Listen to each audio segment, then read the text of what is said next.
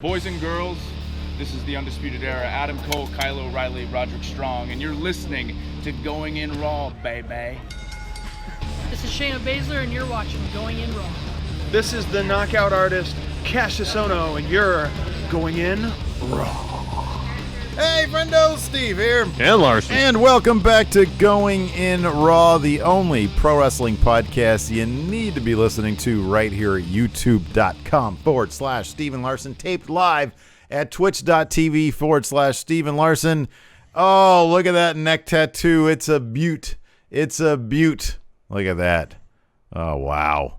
When are you going to go out in public with it? Well, I'm not going out in public anytime soon, so wear a GoPro when you do. I want reactions. I'm not going out in public anytime soon, man. There's a pandemic going on. I'm staying home. You never go to the grocery store? My wife and I she does it most of the time. Oh, wow. Usually I'm in the middle of doing something. All right. During the day, because she likes going first thing in the morning when there's fewer people there, when things have been stocked. Yeah. Usually in the morning, I don't want to do anything. Yeah. Well, who does? It takes me a while to get warmed up during the course of the day. During the course of the day. All right. We started. I just had my second, almost third cup of coffee already. It's like almost one now. Yeah. Yeah. There's a little bit left. I might have more later. I'm an artist, man. What's it to you? I'm an artist, nothing. Man. I'm not judging here at all. But on occasion, I will go grocery shopping. But my wife just went. No reason to go between now and Saturday. Dog has food. We have everything we need to get us through the next week or two, and no reason for me to leave the house. You're hunkered down. That's good. Yeah. Got a couple new patrons. Frisco Flame, who I believe, if I'm not mistaken, that's R. Felix Finch, I think. And also Ascetic Raven. Thank you very much.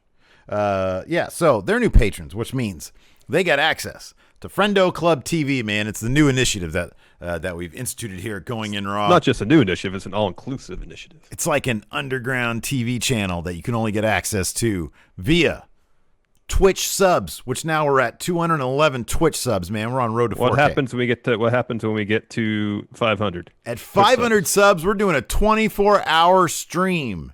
Oh, boy. We're going to regret that one. Watch it be next week. That'd be cool, though, because it's money. But all those Twitch subs, they also got access to 5 Friendo Club TV episodes every single week, including Friday's Vintage 10 for the win. Today's Thursday. It's Pin, Lose, Draw, our wrestling-themed win, lose, or draw type show. We play it with the Friendos. So you guys can win a digital drawing by me. It's a really bad one, too, usually. And then also if you're a YouTube channel member, if you're watching this on YouTube, click on join. You get 5 bonus episodes every single week.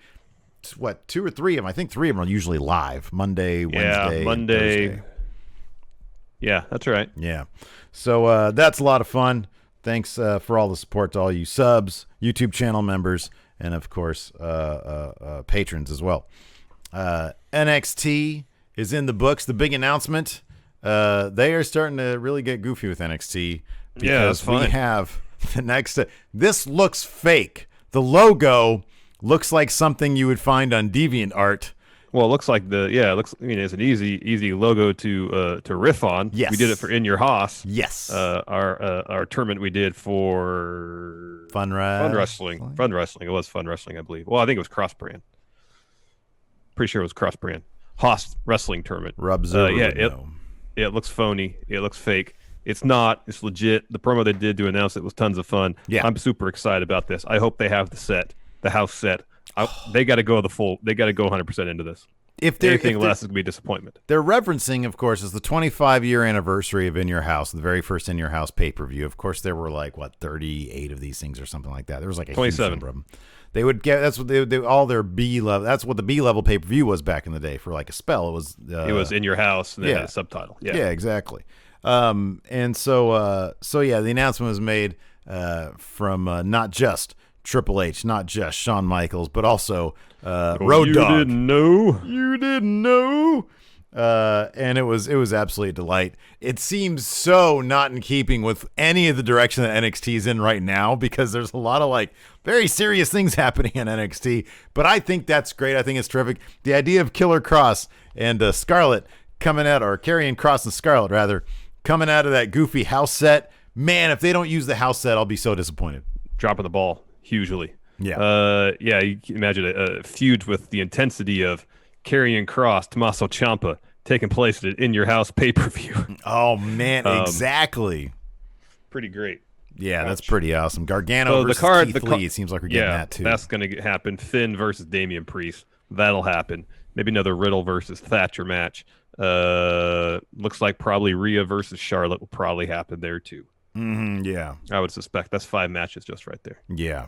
Unless they do it. I still think it's probably going to be a triple threat. Because next week, that Rhea EO match is probably going to end with Charlotte. Yeah, it's going to end in a wonk finish, Yeah. But we'll get to that in a second. But yeah, no, that's cool. I mean, it was just yesterday that I said, I doubt they're worried about takeovers at all. They're just going to do all the takeover matches on regular TV episodes. But no, this is going to be live on the network. It's going to be a takeover, and they're doing it. Yeah. So that's cool. I'm glad. They seem like they're sort of embracing the era that we're living in, regardless of apparently Vince thinking that the pandemic is just an annoyance to how he runs his business. Just the other day when we were talking about his reaction to Becky's pregnancy, I was like, it's good to see that he is, there's some humanity in Vince McMahon, and then you read stuff like this, and then it's just... That's our lead on News Brief later on today, right? We're going to talk about that, and then WrestleVotes had a thing about some huge storyline that's supposed to happen over the summer, but got shelved because of the pandemic. Oh, that's cool. That's fun to know. I didn't see that one. That'll be interesting to read your notes as we're doing News Brief. Yes. I always like that. It's breaking to me as it's breaking to the friendos, basically. Exactly. There you go. So... what'd you think of NXT this week beyond all that stuff? It was fine. It was pretty typical NXT. I don't know how excited I am to see Damian Priest as Finn's attacker. Someone on Twitter, I forgot who, said that Damian Priest is NXT's Baron Corbin, and that's so right. Yeah, that's totally true. That's definitely true. And in fact, he shares superficially a lot of the traits that Baron did during his time in NXT, like his sort of aesthetic, sort of Baron-ish. Yeah. I personally appreciate Damian Priest a lot more. He's a better wrestler than Baron Corbin. Oh, yeah. Character-wise, though, I totally see that. Yeah. You know what they need to do with Damian Priest? I thought this morning watching it was they needed to go full Lost Boys with Damian Priest. Some 80s era music, the atmosphere. One thing about Karrion Kross's entrance I really like is that it reminds me, it's very 80s in terms of the aesthetics of it. Yeah. The fog, the amber lighting, all that. It's very 80s. Sure, yeah. Find something like that, but different, obviously, for Damian Priest. Drop the archery stuff. That doesn't make any sense, anyways. Just make him a vampire. That's what he's supposed to be. He's supposed to be a vampire. Make him a vampire. Do a Lost Boys gimmick with him. I think that'd be cool. I appreciate that because you just recently saw Lost Boys, so I know it's not a very good movie. Your imagination is infused with the works of Joel Schumacher at this point. It was a Schumacher flick, right? Yeah, it was. Yeah. Yeah, there is that. I liked all the stuff with Timothy Thatcher. I like that this dude has a breaking point, and it comes very soon. It's like, well, it's very fitting with his persona, though.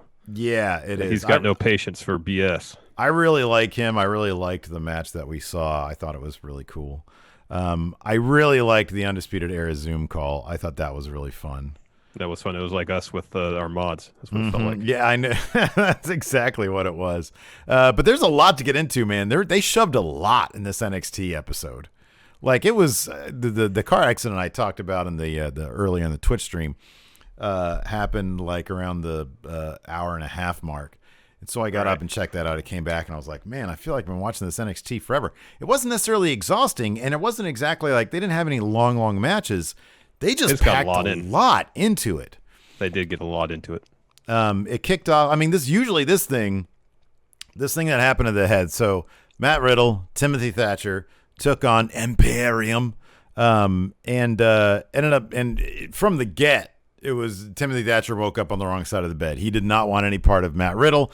Of course, he tried to do the fist bump. Now, Timothy Thatcher, he has no-sold this in the past, but he's usually done it with a smile or a smirk. This time he just walked down there. Matt Riddle did the kicking off the flip-flops thing, and one of them hit Thatcher, and he got all annoyed with that. Yeah. So he was just in a bad mood today. Yeah, man. He was in a foul mood, man. He was grump. Yeah. He was grumpy. So match begins. Thatcher and, Eichner are going at it. And Thatcher's in position where he's looking for a tag to Riddle. However, Riddle's on the floor beating up Marcel Bartel, and Thatcher's all annoyed that Riddle isn't on the apron to receive the tag. Eventually, Riddle does get in. He misses a Broton. Eichner follows with a backbreaker, gets the 2, and Riddle's isolated for the longest time. He finally escapes Bartel following a roundhouse kick. He reaches to get the tag to Thatcher, can't do it, but then he does a flip of Bartel that sends him into Thatcher. Yeah. Knocks him off the apron. And so Thatcher gets up. He's all pissed off at Riddle. Riddle's like, hey, come on, I want to tag you in. And instead, Thatcher walks out. Says, I've had enough of you. Bad luck. Walks out on him. Yeah. Imperium sets up for their finish. Riddle gets out of that. Hits Eichner with a bro to sleep. Bartel with a V-trigger. Imperium recovers, however. Hit their finish for the win. New NXT Tag Team Champions. Marcel Bartel, Fabian Eichner. That's great. I love it, man. I think that's fantastic. Bring those guys up. Forgotten Sons are no longer there. Now these guys are in NXT, and they're the champions. They're a terrific team, man. Especially Marcel Bartel. He's terrific. He's going to be a huge star, man. I like Eichner, too. This is good stuff. It is. After that, we had a Timothy Thatcher interview, and he's like, yeah, I'm not happy. I'm upset with Matt Riddle's antics. I want to be a tag champ, but if I got to be a champ with this hot mess, it's not worth it. But then Matt Riddle shows up. He interrupts like, hey, bro, what was that all about? They start pushing and shoving. Refs come in to break it up. Yeah. He was listing off like, I didn't come out here to do the fist bumps or newly bro shows or kicking flip-flops off. He has a point. No time. I mean, Matt Riddle ain't for everybody. We've seen that in our comments. I mean, I can't tell you a number of times. Half the people love Matt. I love Matt Riddle. I think he's everything fantastic about him is great. But then I get it. I understand when I see people say, it's not for me. It's not for me. I totally understand that. Yeah. Tegan Knox versus Indy Hartwell is next. Indy Hartwell has the advantage early. She seemed to have control of this match until Tegan Knox hits her with the back elbow, sends her to the apron. Indy goes for a springboard. Knox catches her, choke slam, shiniest wizard. She wins. Yeah, but it wasn't a typical, like, it's obvious they got maybe some plans in the future for Indy Hartwell because she got plenty of offense. She got offense in the opening, sort of feats of strength bit where she kept on slamming Tegan Knox down. I thought that was good stuff. So I've heard a lot of good things about Indy Hartwell. I'm not too familiar with her work, but I've heard a lot of good things. So looking forward to seeing what she's gonna bring. After that, we had a Rhea Ripley promo. She was like outside the Performance Center, I think. Something like that. Yeah. She's like, many didn't go as planned. She said, I haven't had much rest because the thought of Charlotte having that title, her title, as she puts it, makes me sick. Yeah. And she says, I'm the person who's going to bring that title back to NXT. And if I need to beat up Io Shirai to get there, so be it. And says, there's an old man who said these famous words, we've only just begun. You know him well, Charlotte. So it was Ric Flair. I figured she's not talking about the Carpenters there. No.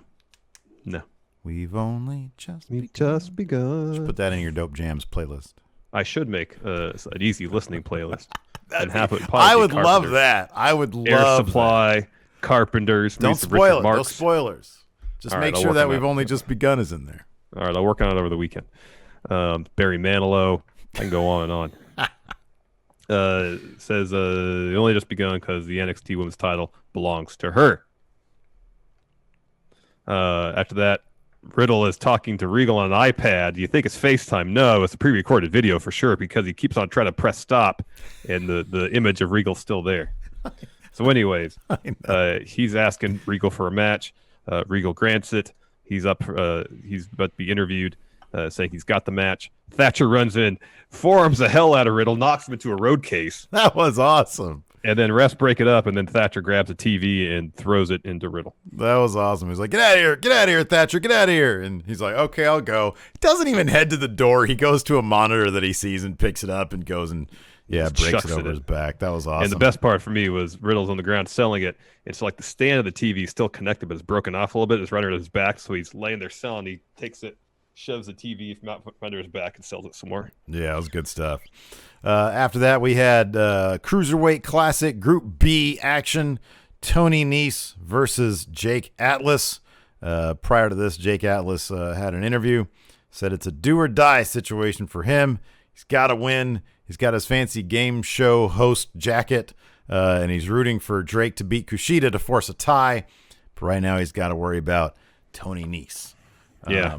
And this is a fun match. Tony Nese is a blast to watch, and Jake Atlas is good too. Yeah, this was really fun. Early on, they were a bit of a battle of agility until Tony Nese takes advantage of his power advantage, gain control, and then they're trading some blows. Atlas hits a pump kick, German suplex, Insagiri gets 2. Nese gets the advantage again, goes for that pump handle slam he does. Atlas escapes that, hits a neck breaker. They're jockeying up top for position. Eventually, Atlas knocks Nese off, follows with that awesome cartwheel DDT for the win. So he's 2-1 now. If Drake beats Kushida, I believe there'll be a 3-way tie up top of the A block, 2-1. I would like that. I think that'd be terrific for Drake. As unlikely as it might seem, I think that'd be awesome. I mean, Kushida, I think Kushida's going to come out of all this.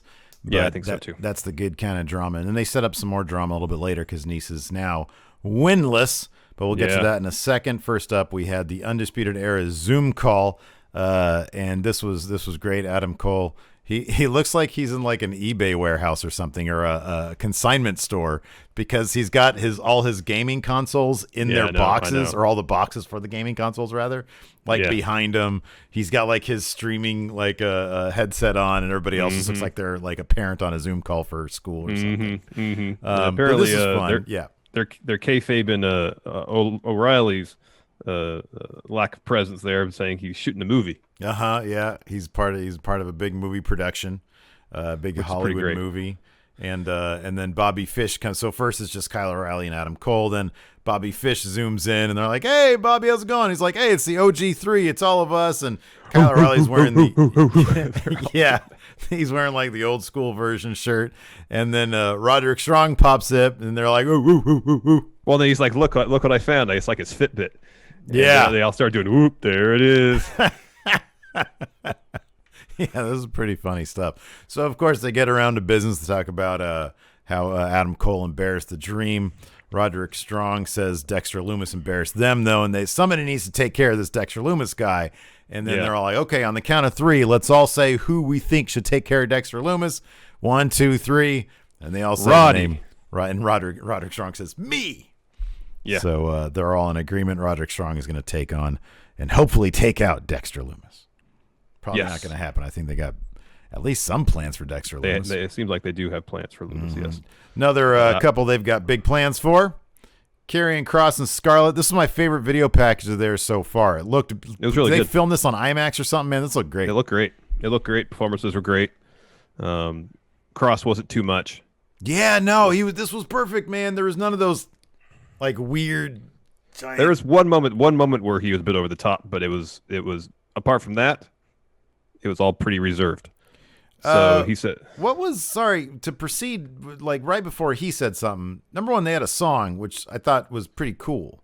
It was the old one. Someone in chat here said it was the old Armageddon theme. They've used this song before. Oh, okay. Maybe that's why it seemed familiar. I mean, it sounds like The Doors, The End. Yeah, right.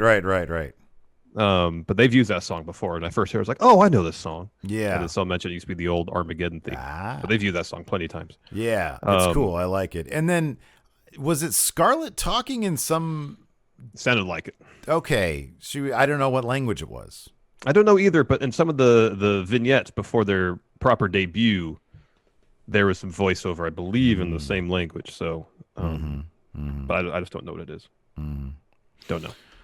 Anyways, Kross says they're not here to shock the system or save yourself from your corrupt and black hearts. He says it's time to wake up from the dream before we sleep forever. Ciampa was the first, but he won't be the last. I thought this looked fantastic. I thought that was it was really cool. Yeah, it was really cool. After that, we had a Dakota Kai Raquel Gonzalez video package where she talks about they would stop her rehab to film stuff about Tegan Knox, and she was like, I used to be so nice to everybody and so kind to everybody, and she's like, but I knew they didn't care about me, And then Raquel views both her and Dakota Kai as outcasts. I like this. I thought it was really well done. That was good. That was good. It was actually really well done. Seeing Raquel Gonzalez roll up on a motorcycle. Yeah, that was pretty cool. Neat. I know you're a huge fan of motorcycles. You and Eric. I mean, Bischoff. personally, they don't do much for me, but I appreciate if someone rides a motorcycle, they look tough and they look awesome. I mean, they look just rad. I would totally eat shit on a motorcycle, man. Just knowing myself. I totally would too. I would. It would be like, and I'd fall off. Totally would. I would too. I would too. I would look like most people ride a motorcycle. They look tough and they look awesome. I would look the opposite of that. Oh, you'd look tentative. Cool. If you could figure it out, you'd look cool. I'd be rolling up at like 5 miles an hour, be idling up, try not to fall over. I'd look tentative. I'd look terrible. You got a neck tattoo. You already look 10 times tougher than you did yesterday. Until you realize what this neck tattoo is. It's like, oh, it's for a YouTube channel, huh? Nobody knows that. I mean, I think it looks if anybody's going to say anything, vibrant and bright. It's too vibrant and bright to be a real one. Well, it could look new. New tattoos are vibrant. What if I put the saran wrap with the preparation nature? Yes. If you go out in public, do that. Nobody will mess with you. Because I know you get picked on all the time when you go out in public now. I really do. Story of Larson's life. Wedgies galore, huh? I know. Just purple nurples all over the place. Isaiah Swerve Scott had an interview where he talked about how he's got so much confidence, and he mentions his win over El Hijo del Fantasma. And he's like, yeah, because if I'm some idiot who can't get a win in this tournament, I'd have to quit. I'd quit wrestling. Of course, he's facing Jack Gallaher in this episode, who has thus far been winless. And then there was, of course, one other competitor who finished the tournament, Sands of Victory. Yep. That'll come into play later. After that, we had the big announcement. Triple H and HBK were backstage in the control room, seemingly. And Regal according to Triple H, asked DX to make an announcement. HBK was like, hopefully this goes better than that 25th anniversary Triple H celebration thing. And Triple H's like, hey, speaking of 25th anniversary, Sean, it's the 25th anniversary of In Your House pay-per-views. And then Road Dogg shows up and says, oh, you didn't know? He was like, hey, I had a match at In Your House, the first In Your House. Yeah. And Sean, you did too. Yeah. He's like, yeah, I was against Jeff Jarrett. And he's like, Hunter, did you have a match? He's like, oh, yeah. Anyway, so Takeover. He's like, no. The Road Dogg's like, oh, yeah, you did one with Henry Godwin. That's right. So Triple H wanted to move on. Yes. And so he talked about how now it's going to be Takeover In Your House. And it's going to be live on the network June. When is this? June 7th. Okay, cool. The weekend before Backlash. Ah, okay. Your camera has frozen. Yeah, I just realized that too. And then Road Dogg said, "Oh, wait a second! I just remembered. That's right. Godwin shoved your face into pig crap." Triple H, and he was like, hey, "Somebody roll Balor's music. Roll Balor's music." Yeah, that's pretty funny. Yeah, it was good stuff. That was during Triple H's punishment. Yeah, that sounds about right. For the curtain call. Notorious, was it a pig slot match or something like that it was called? Yeah. That was like the only, that and not winning. It was less of a punishment and more of just we're not going to give you a massive push right now. Well, I mean, I think he won a better part of a year without winning any matches, really. That's not true. No? I was actually thinking of doing a video on that because if you go back and look at his win-loss record, he wins plenty, and I think he was injured for a spell as well. Interesting. So he got plenty. It was not as bad as all that. It was just he didn't I think they had a big push plan for him, and they were like, hey, we're not going to do this. But I'd seen that too, in documentaries. People claim that he lost a bunch, and he really didn't. Oh, interesting. Yeah. Next, Finn Balor versus Cameron Grimes. Speaking of someone losing we don't expect him to, Finn Balor took the L here thanks to Damian Priest, who revealed himself to be his attacker from 3 weeks ago. It was me, Balor. It was actually even despite Priest's interference, this was a strong showing for Cameron Grimes to control this match for the vast majority of it. But towards the end, when Finn gets the upper hand, Priest sneaks up behind Finn ringside, and Finn clubs him. And then he hits Grimes with a sling blade, puts him in the ring, and he tries to get back. I guess the ref's distracted because Priest gets his nightstick. Whack. Bang! Whack. Hits him in the leg with it. Yeah. Grimes falls the cave in for the win. Afterwards, Priest tosses a chair in the ring, hits the Reckoning on Finn on the chair, puts the chair across Finn's throat, sits down on it, says he wants his name to live forever. Why not take out a prince? The only thing is, I didn't know if I'd enjoy it so much, just like I enjoyed it 3 weeks ago. I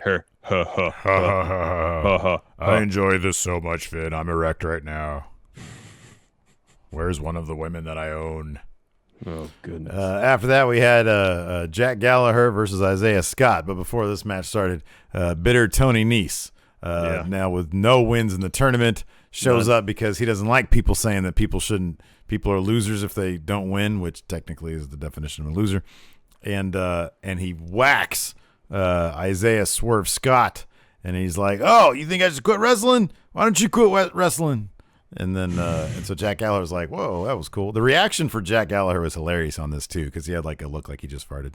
And so he's able to take advantage to a degree, but Isaiah Swerve Scott's able to put up a bit of a fight.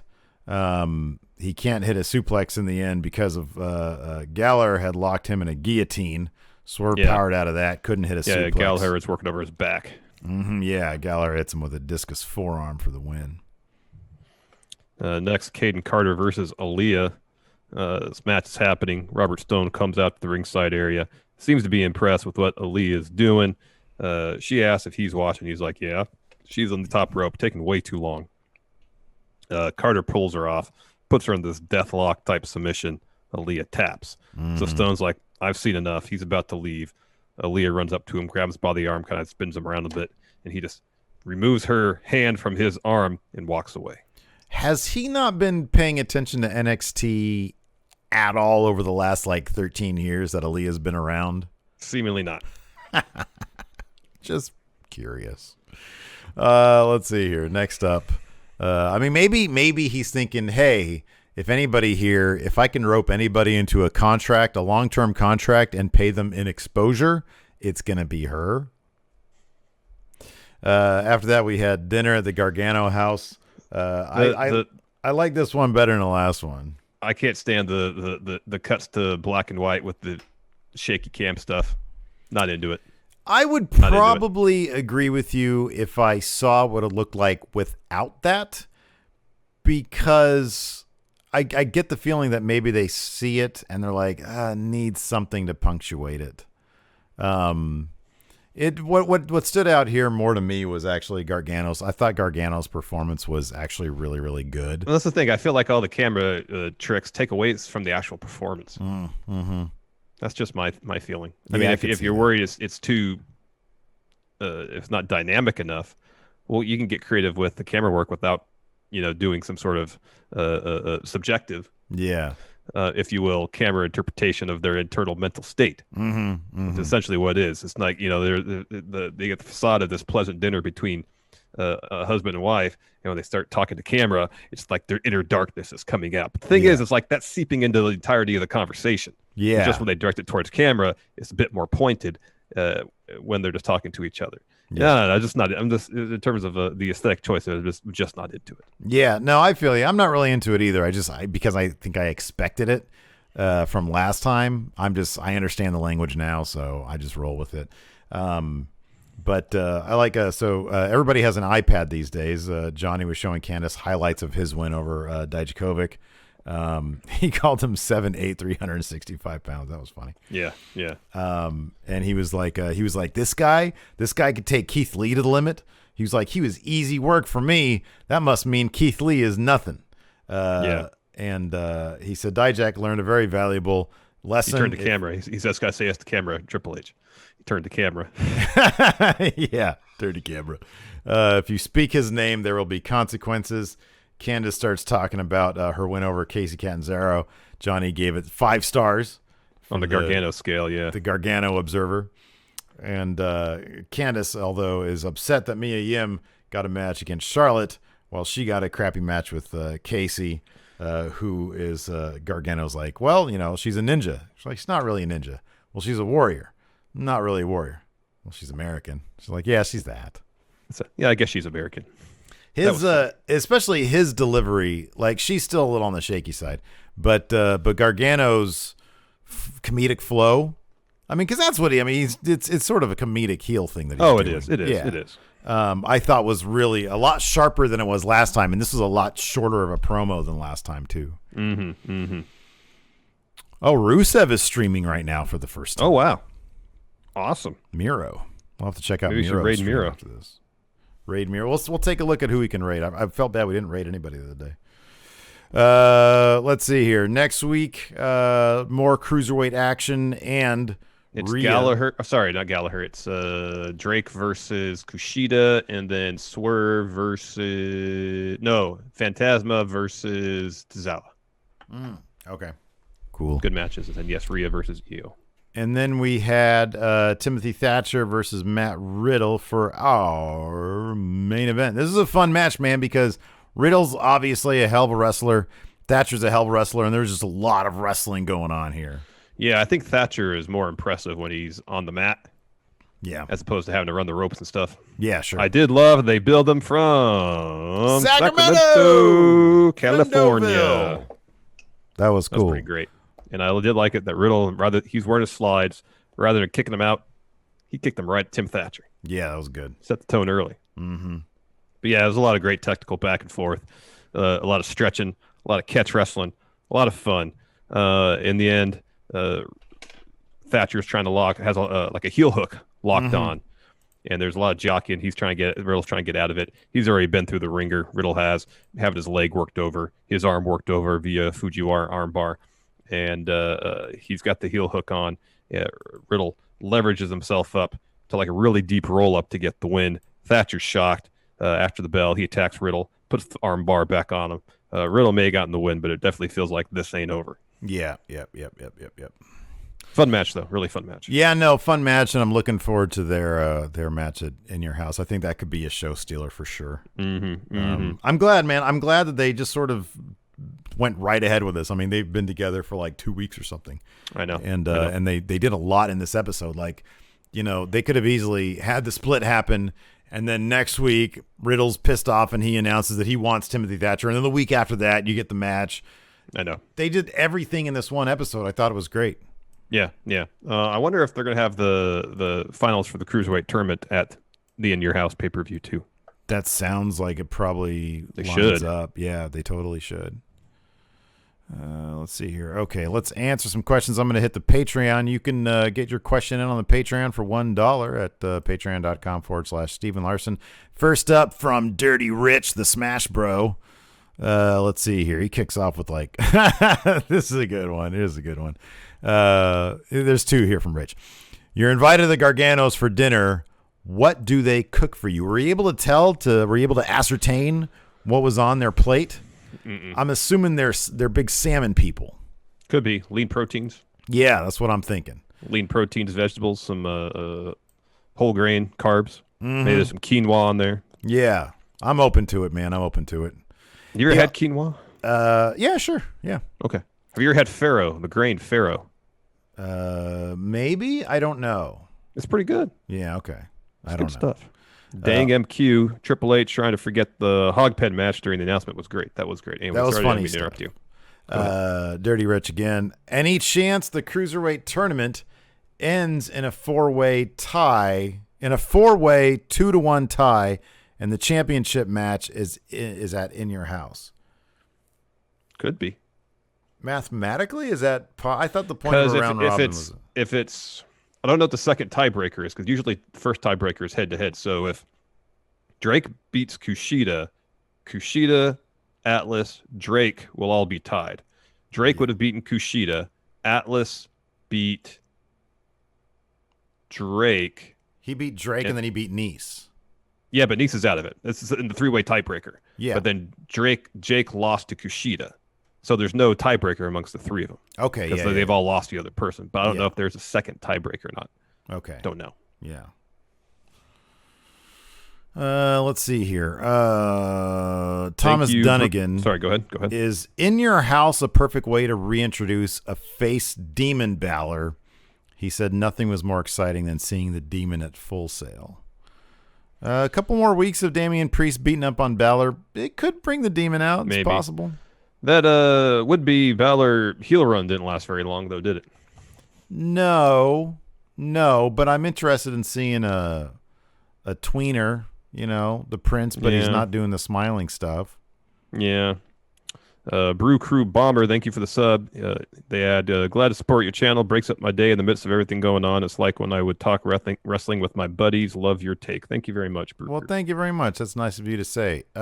Andrew Berg, with In Your House returning, what other old school elements / concepts should NXT bring back? Chamber of Horrors match. With the electric chair? I like it. That's good. That's still the most shocking, oh man, pun intended, like wrestling cover or picture is like Abdullah the Butcher in an electric chair. In the electric chair. I know. Shocking, man. Zondo, we can't let Priest and Corbin touch. The resulting paradox would destroy reality.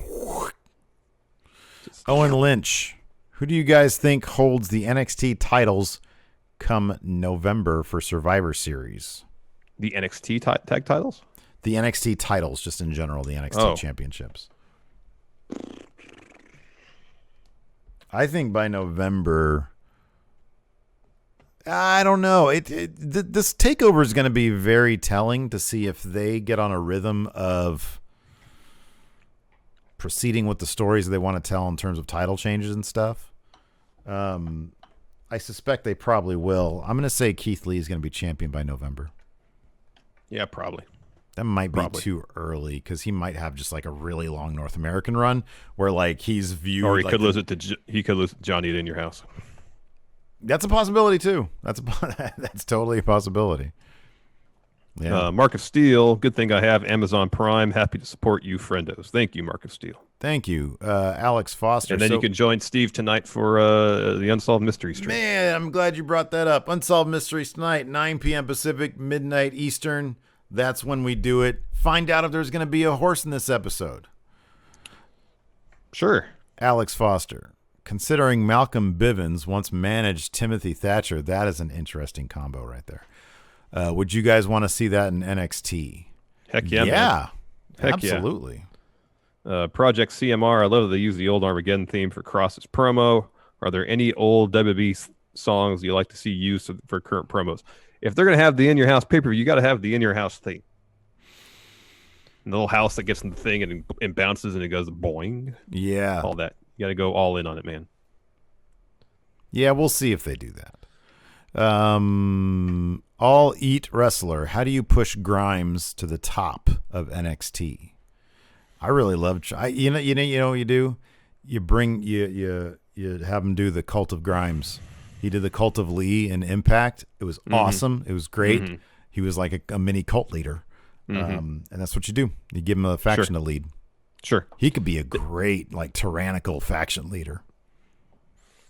Dang MQ, I think Kyle O'Reilly referred to Dexter Loomis as Denster Lunas, something like that. He got his name. That's funny. Way off. It was great. Funny.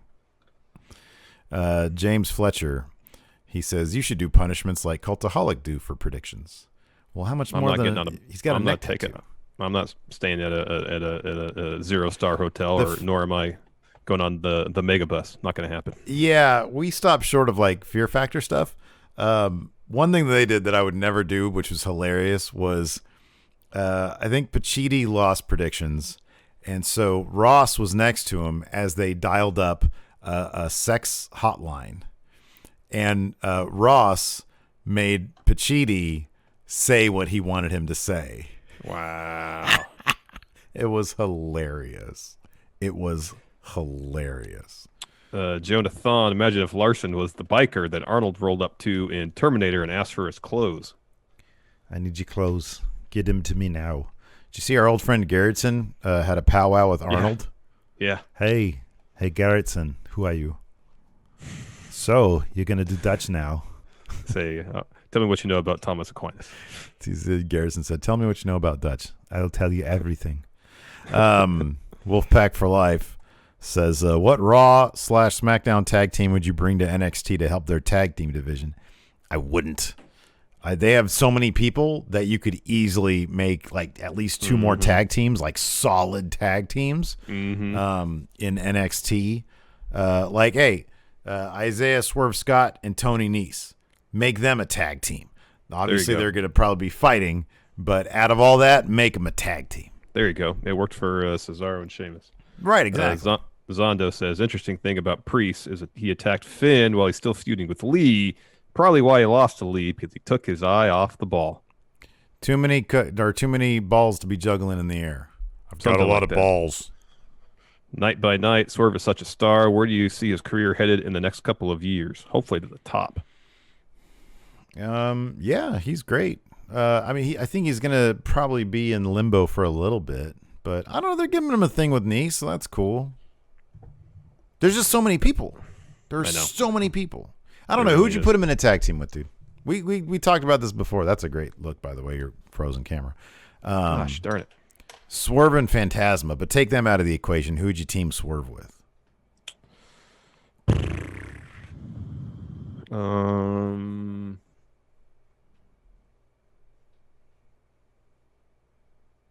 Who's someone else who is not really a face, not really a heel, but carries himself with the level of confidence that we saw Swerve carry himself with tonight?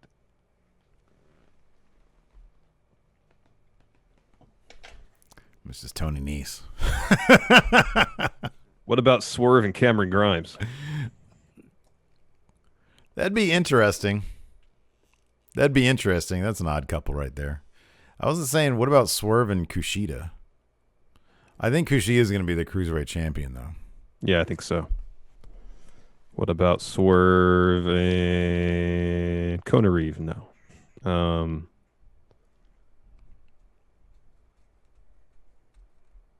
Swerve and Damian Priest. Swerve and Killian Dane. That's a weird couple. Diehard Homer, we were 6 months from War Games. War Games. Will Regal have faced the Era this year since it's the Undisputed Era's match? Oh, that's good. Swerve and Atlas. Oh, that'd be good. That's a good one. What now? So who is Undisputed Era going to face in War Games this year?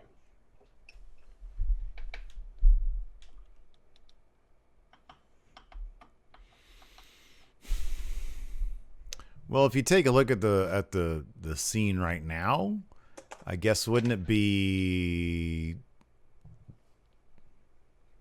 you can get Dijak, Loomis, who's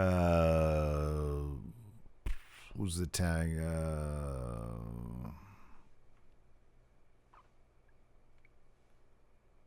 It's funny I mentioned there's like a ton of people in NXT, and now I'm like coming up short on names. Yeah, the problem is that if you go down the direction you're heading, it's going to be a lot of the same people who were in the match last year.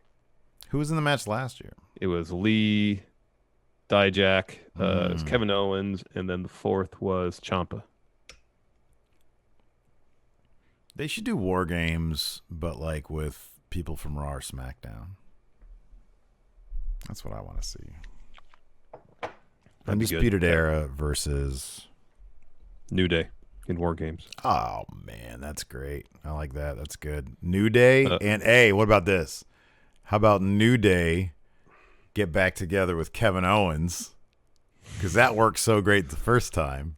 And then he swerves him again. Swerves him again, huh? Rocket NV, thank you for the sub. Diehard Homer. Dream intro for the show is Baron. He says, "You're not me. You're Taker who says, put you down like a dog." Probably not going to happen. Let the Fiend in says Swerve and Leo would have been great. That'd have been a good tag team. Oh, man, that'd have been great. Yeah, I got to read that. Dominus says Swerve is teaming up with Dio Madden for a while in the Florida Loop. Oh, okay. I wonder if he's like going to wrestle again. Sleazy Mo asks, who would you rather have in your corner? Scarlett, Bivens, or Robert Stone Brand? Given that Robert Stone Brand is not paying anything beyond exposure, Malcolm Bivens showed up on TV twice and has not been seen again. Give me Scarlett. If she can somehow hook up that amazing entrance they have, oh, man, are you kidding me? Heck yeah. Might be the early favorite for best manager in kayfabe so far. Yep. You got that right. Anyways, all right, that's all I got. There's one more. Oh, there's one more? Uno más? Oh, this is good. Dang MQ says Undisputed Era versus Imperium at War Games. But that was the main event for Worlds Collide in January. That's what I was thinking. Yeah, that's totally true. It's already happened. I'm telling It was a you great now, match. man. Undisputed Era, New Day, and Kevin Owens together. They're like, can we trust you? Yes, you can trust me. Of course you can trust me. And then like, he swerves him again.